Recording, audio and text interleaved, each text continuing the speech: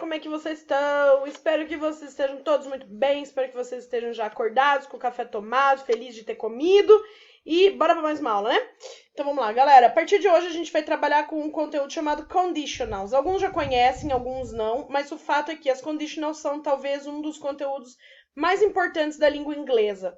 Toda vez que a gente vai trabalhar com alunos que querem pré-vestibular, por exemplo, a gente foca muito nas conditionals. Alunos que vão fazer provas internacionais, focamos nas conditionals.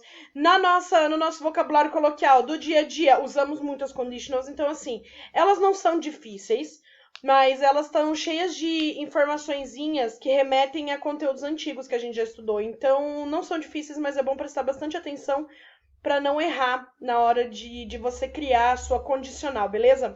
Vamos lá, então. Antes da gente entrar em quais são os condicionais de fato, a gente vai entender o que são essas tais dessas conditionals, dessas condicionais que a gente está falando, então. Elas podem ser chamadas de if clauses. Tanto faz se você chamar elas de conditionals ou de if clauses. Lembrando que conditionals significam condicionais, if clauses significam frases com if. Lembrando que if é se e clauses são frases. Então é como se fossem frases com if ou frases com se. Porque se você parar e analisar, toda vez que você for fazer uma condição, você vai usar o se, que é quando eu falo com vocês assim dentro da sala. Galera, se vocês ficarem quietos até o fim da aula, eu vou dar um chocolate para vocês. Então, eu tenho aqui uma condicional. Eu imponho uma condição para vocês, uma ação e uma consequência. Ação, se vocês ficarem em silêncio, consequência, vocês ganham chocolate. Tudo bem? Entende-se que as condicionais em inglês são usadas para descrever situações reais ou hipotéticas. Cara, e é isso mesmo, porque elas vão usar vários tempos verbais e em todos eles você vai estar lidando com situações que elas são reais ou elas são hipotéticas. São só essas duas possibilidades, não é mesmo? Mas é isso que vai acontecer, porque a gente vai falar de coisas muito prováveis, coisas improváveis, coisas impossíveis com os condicionais. Então, no geral, elas vão lidar com situações que são reais, que é, por exemplo, eu dentro da sala de aula falando, se todo mundo ficar em silêncio até o final, eu dou um chocolate para cada um. É possível que isso aconteça. Eu posso ter uma caixa de bis, por exemplo, dar um bis para cada um. Não é impossível, não é improvável, mas poderia ser assim. Se todo mundo ficar até o fim da aula em silêncio, eu vou dar R$1.000 para cada um. Gente, extremamente impossível, né? Não é nem improvável, é impossível. Se eu tivesse R$1.000 para dar para cada um de vocês, eu já tava nas Ilhas Maldivas nessa hora.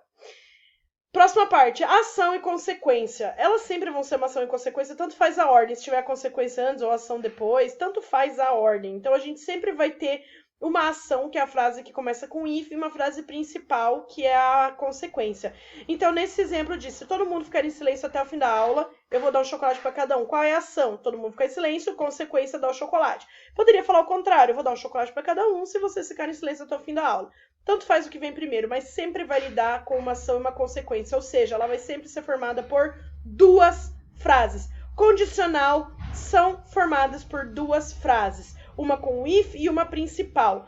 Então quer dizer que a principal é mais importante, né? Não tem nada a ver. Uma frase tem if e uma frase é a principal. É assim que a gente difere uma da outra, tá? A ordem das frases é indiferente.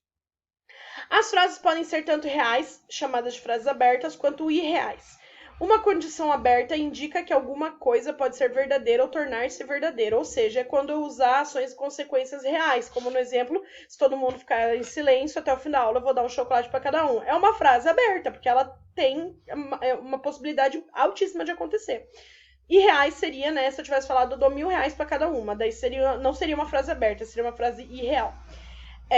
Quando uma coisa pode tornar-se verdadeira, também traz a frase para as frases chamadas frases abertas. Por outro lado, a condição irreal traz a ideia de que algo não é verdadeiro ou é imaginário, ou seja, a gente vai lidar com frases reais. Normalmente na zero conditional e na first conditional, frases que são as abertas, e as irreais na second e na third conditional. Para dizer isso, então, ao todo a gente tem 4 condicionais. Zero conditional, first, second e third. A condicional 0, a condicional primeira, a segunda e a terceira. Ah, mas por que começa do 0, prof? Não faço a menor ideia, galera. Ela só começa do 0 e é isso aí. Então, se tiver lá na prova, por exemplo, quantos são as condicionais? São 4. Zero, first, second e third, ok? A partir do second conditional, usam-se os modais, cujo principal objetivo é explicitar a consequência das condições expressas pelo if.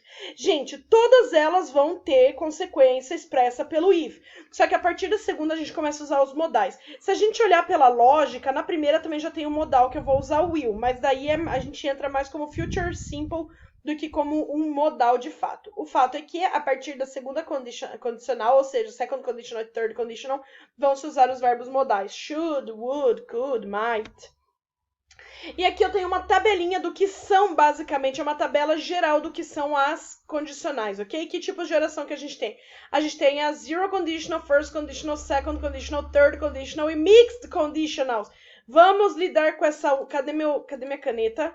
Cadê a minha caneta? Ponteiro, caneta. Vamos lidar com as mixed conditionals? Não, agora a gente não vai lidar. A gente só vai lidar com a zero, com a first, com a second e com a third. Cada vez a minha coordenação motora melhora com isso aqui, né, galera? Então, o que eu tenho aqui? Na zero conditional, para que ela é usada? Para falar de fatos gerais. Qual é o tempo verbal? Simple present e o tempo da frase com if. Simple present e o tempo verbal da frase principal também simple present. A número 1 vai ser uma frase possível, seu resultado provável no futuro. Vamos usar simple present na frase com will, simple future na principal. Na second conditional já entra com situações hipotéticas, coisas meio improváveis, que é quando eu falo assim, ó, se eu fosse você, eu estudava mais. Cara, é bem hipotético isso, né? Não tem como eu me tornar você. E improvável. Se eu tivesse muito dinheiro, eu viajaria para o Havaí. Então, é improvável porque eu não tenho dinheiro nesse momento. Pode ser que no momento da minha vida futura eu venha a ter dinheiro? Claro que sim.